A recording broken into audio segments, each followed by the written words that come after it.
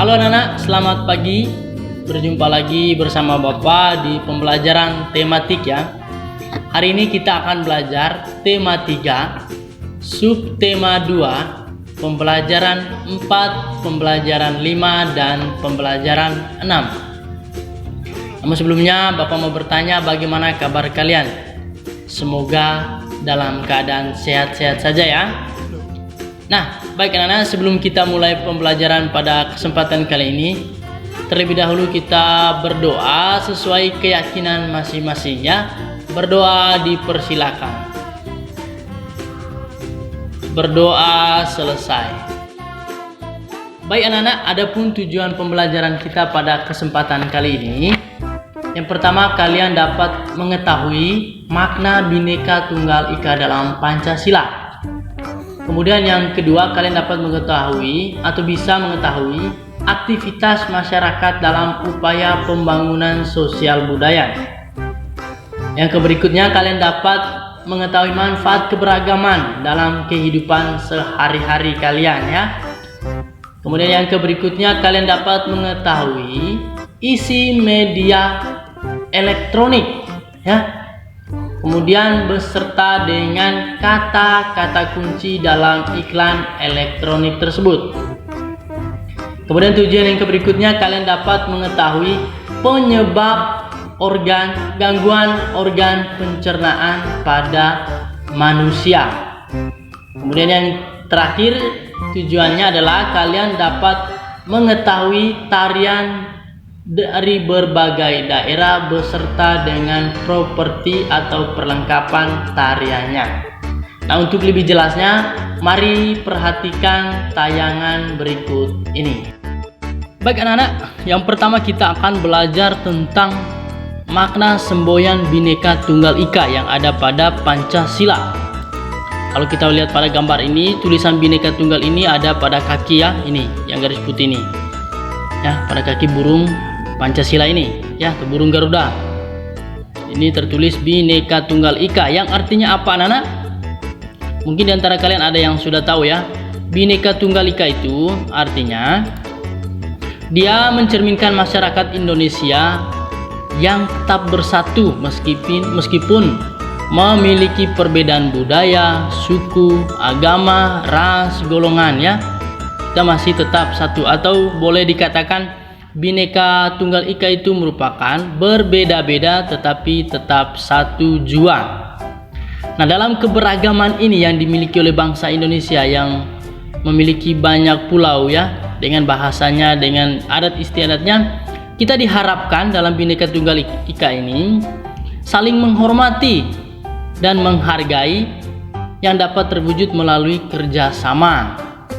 Ya, itu dalam keberagaman ini, agar kita bisa menjaga secara berkala atau secara terus-menerus supaya kehidupan menjadi lebih harmonis, kita harus saling menghormati dan menghargai terhadap orang lain di luar kita yang memiliki keyakinan yang berbeda, kepercayaan yang berbeda, suku yang berbeda, dan lain sebagainya. Nah, anak-anak, yang kedua atau yang berikutnya, kita akan belajar tentang bagaimana aktivitas masyarakat dalam upaya pembangunan sosial budaya. Ya, tentu kalian tahu apa itu pembangunan anak-anak.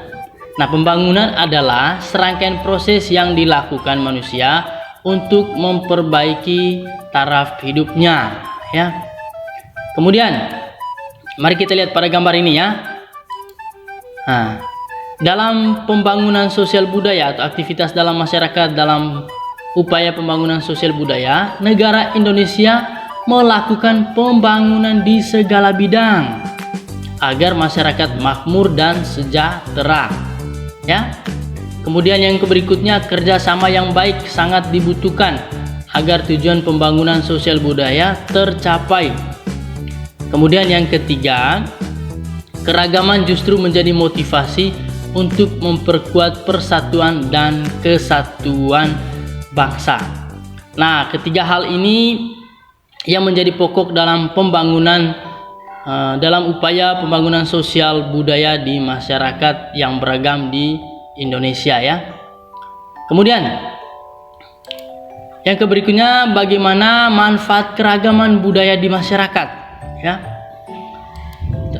Nah, bangsa Indonesia dikenal sebagai sebagian besar dengan keragaman yang ada, tetapi mampu menciptakan kerukunan di antara perbedaan tersebut. Misalnya orang Jawa dan orang Bali tentu berbeda dari segi adat, kepercayaan, dan tarian juga, dan masih banyak hal-hal lain sebagainya, ya. Ada keragaman menciptakan beberapa manfaat bagi bangsa Indonesia, antara lain. Nah, dalam keberagaman yang dimiliki bangsa Indonesia ini tentu mempunyai banyak manfaat, ya. Yang pertama, menumbuhkan sifat nasionalisme, ya, sikap cinta tanah air, ya. Kemudian yang kedua, sebagai identitas bangsa di dunia internasional. Dunia internasional atau mancanegara kenal Indonesia itu memiliki suku, agama, dan kepercayaan yang beragam, ya. Kemudian yang ketiga, sebagai alat pemersatu bangsa. Jadi keberagaman itu bukan suatu hal sebagai pemecah belah, ya, tetapi dia justru mempersatukan bangsa-bangsa yang beragam, suku-suku yang beragam di negara kita tercinta ini.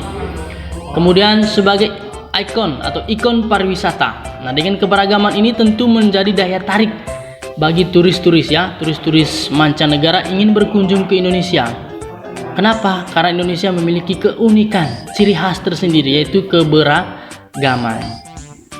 Kemudian yang berikutnya, memupuk sikap toleransi. Nah, dalam keberagaman ini juga tentu sikap yang diharapkan adalah sikap toleransi, mentolerir segala bentuk, ya, kegiatan-kegiatan, terutama dalam kegiatan keagamaan atau kegiatan-kegiatan lainnya di setiap bangsa atau di setiap daerah-daerah di Indonesia. Sikap toleransi ini sangatlah penting, ya. Anak-anak, sekarang kita akan berbicara tentang isi pada iklan media elektronik. Nah, di pembelajaran sebelumnya tentu kalian sudah pelajari, ya. Nah, mari kita lihat, ya. Untuk dapat memahami isi iklan pada radio, dengarkanlah iklan dengan saksama. Sedangkan pada televisi, lihat, dengar, dan baca teks yang disajikan dengan saksama. Tentu ini dalam bentuk media atau iklan dalam media elektronik, baik berupa radio, televisi, dan internet lain sebagainya, ya. Kemudian dalam mengetahui isi pada iklan media elektronik ini, tentu kita harus perlu mengingat kata kuncinya. Kata kuncinya dalam iklan tersebut itu apa? Nah, hal ini dilakukan untuk kita bisa mengetahui isi iklannya, ya. Mengingat kata kunci yang terdapat pada iklan elektronik karena biasanya disampaikan dalam waktu yang singkat. Nah, itu yang harus kita perlu perhatikan untuk mengetahui isi pada iklan media elektronik. Kemudian kata kunci pada iklan dapat ditemukan pada slogan serta kalimat persuasif, ya, yang ada pada iklan tersebut. Nah, tentu kalian sudah tahu apa itu kalimat persuasif, ya. Kalimat persuasif itu kata lainnya adalah kalimat yang berupa atau mengajak kita untuk melakukan sesuatu atau membeli sesuatu. Dalam konteks ini kita berbicara tentang iklan, ya. Nah, kemudian mari kita lihat tentang memperagakan iklan media elektronik, ya. Apa yang diperlukan untuk dapat memperagakan iklan media elektronik? Mari kita perhatikan. Yang pertama, memahami isi iklan tersebut dengan baik. Nah, ini ketika kita mulai mempraktikkan bagaimana memperagakan iklan media elektronik. Tentu yang pertama kita harus tahu isi iklannya apa. Yang kedua, mengingat intonasi dan visualisasi pada iklan tersebut sebelum memperagakannya. Nah, jadi intonasinya mulai dari bagaimana kita mengucapkan kata-katanya, ya, ketika kita mengiklankan atau memperagakan iklan media elektronik tersebut. Kemudian yang ketiga, jika perlu catat atau rekamlah isi dari tayangan iklan tersebut sebagai acuan kita untuk berlatih memperagakan.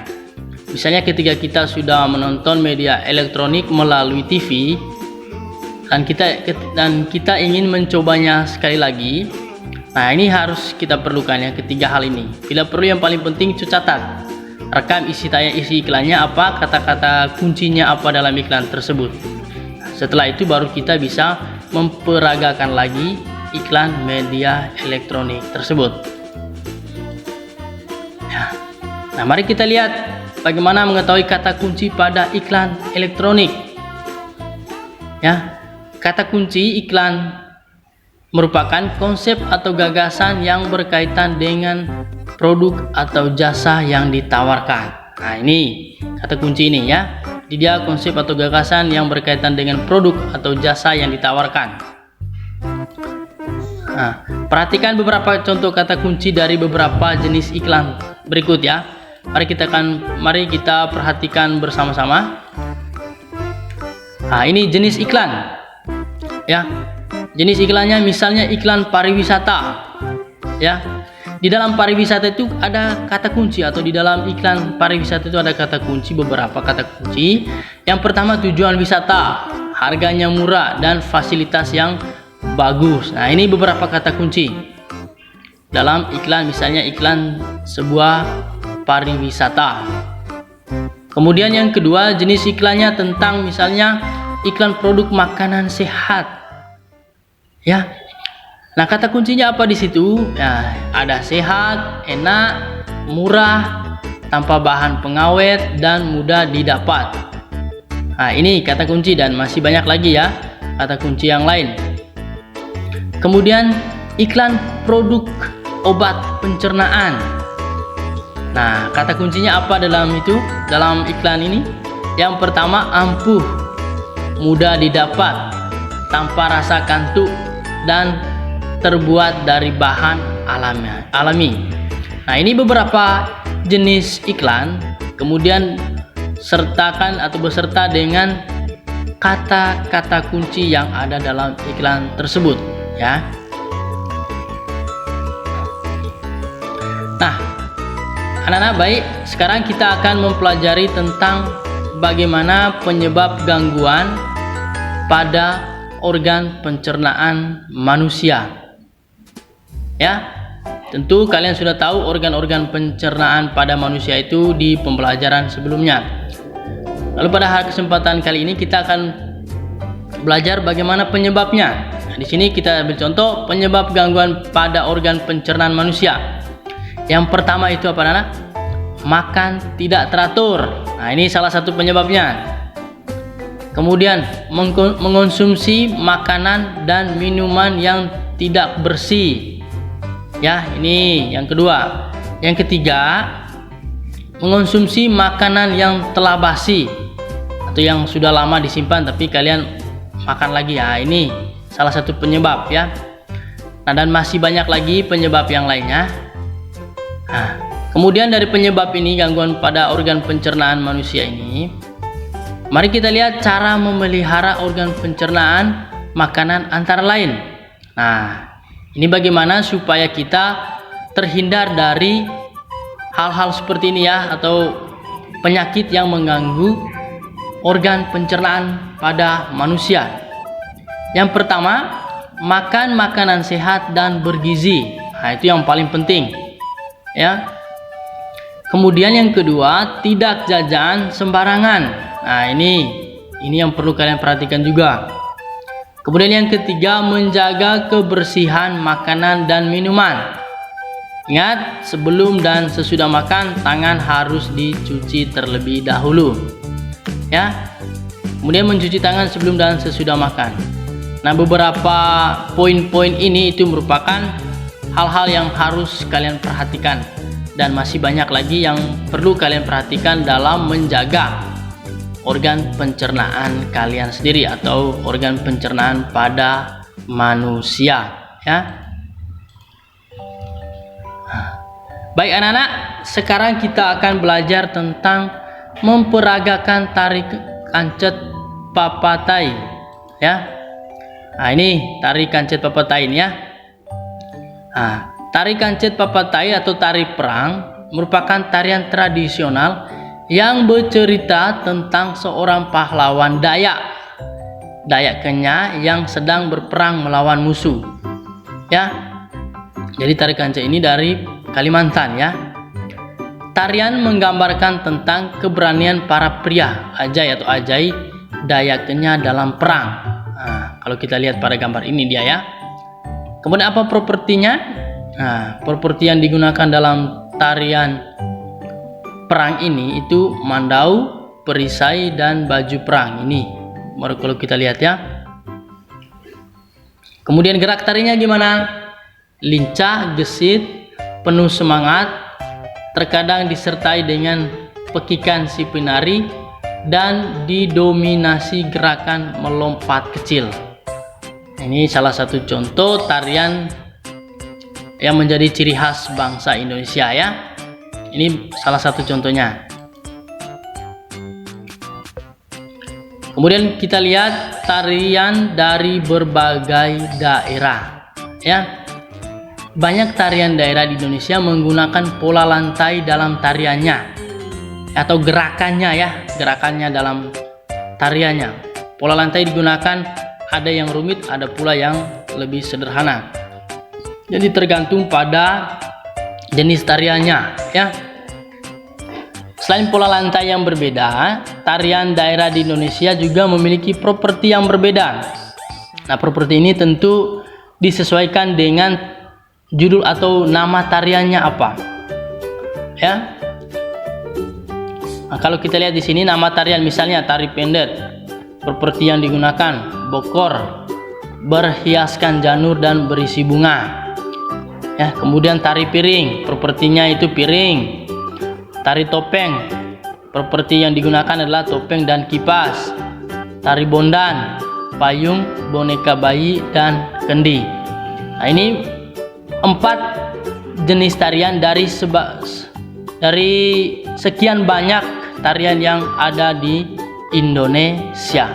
Nanti anak-anak bisa cari tahu sendiri jenis-jenis tarian dan juga dilengkapi dengan properti-properti yang digunakan dalam tarian tersebut ya. Nah, demikian saja pembelajaran kita pada kesempatan kali ini. Bagaimana perasaan kalian? Semoga menyenangkan ya. Nah, sebelum kita mengakhiri pembelajaran kita pada kesempatan kali ini, marilah kita menyimpulkan secara bersama-sama bagaimana pembelajaran kita yang sudah kita lewati bersama. Yang pertama tentu kita berbicara tentang makna Bhinneka Tunggal Ika, di mana maknanya adalah berbeda-beda tetapi tetap satu jua.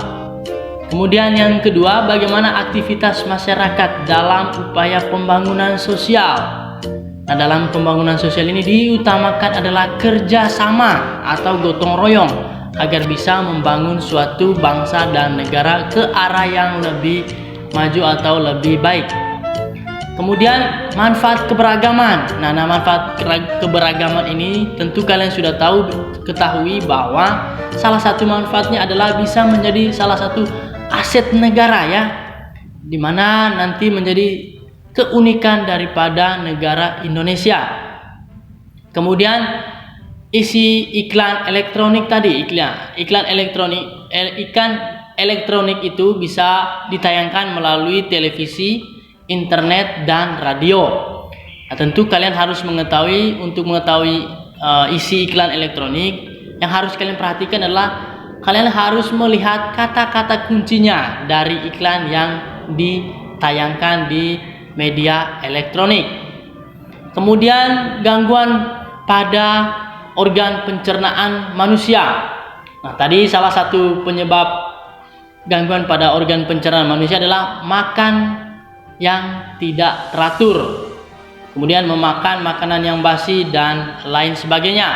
Nah, yang harus kalian perhatikan adalah kalian harus mulai dari sekarang mencoba untuk makan yang teratur.